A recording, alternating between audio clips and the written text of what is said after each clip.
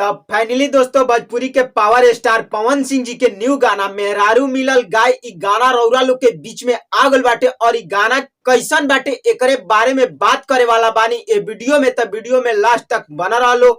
तब आई लो आज सुबह सुबह पवन सिंह के एगो जबरदस्त गाना रउरा लोग के बीच में रिलीज भइल बा जौना गाना के नाम बाटे मेहरारू मिलल गाय और एक गाना के लिखले बाड़े आशुतोष तिवारी और एक गाना में म्यूजिक देले बाड़े प्रियांशु सिंह और ये गाना के गईले बाड़े भोजपुरी के पावर स्टार पवन सिंह और साथ में शिवानी सिंह।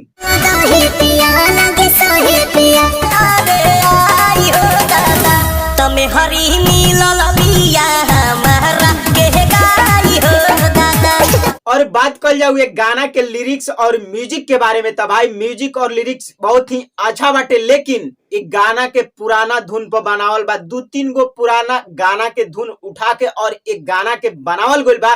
बाकी जौन एक गाना के लाइनिंग बा वो बहुत ही जबरदस्त बाटे। कितना मानती हो यार। लेकिन हम बता दी भाई लोग कि गाना एकदम जबरदस्त बाटे। कुल मिला जुला के गाना एकदम सुपर बाटे और गाना बने के चाहिए तो ऐसा बने के चाहिए जौन की भोजपुरिया दर्शक के बहुत काफी ज्यादा पसंद आओ और ये गाना इंस्टाग्राम पर वायरल भी हो सकता है, रील भी बनी बहुत काफी एक गाना पे। और बात कर जाओ ये वीडियो गाना में नजर क्या होता था भाई, वीडियो में नजर आवत वाली पवन सिंह के साथ में क्वीन सलोनी और साथ साथ में म्यूजिक डायरेक्टर प्रियांशु सिंह और विक्की सिंह भी।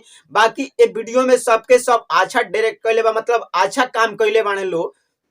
हाँ तो भाई लोग पवन सिंह के गाना मेहरारू मिलल गाय इ गाना रउरा लोग के बीच में वेव म्यूजिक के यूट्यूब चैनल से रिलीज हो गइल बाटे और ये गाना के अभी तक रउरा लोग नहीं जा सुन ले तो एक बार जाके वेव म्यूजिक पर जरूर सुने जा और एक गाना के प्यार दुलार दी जा।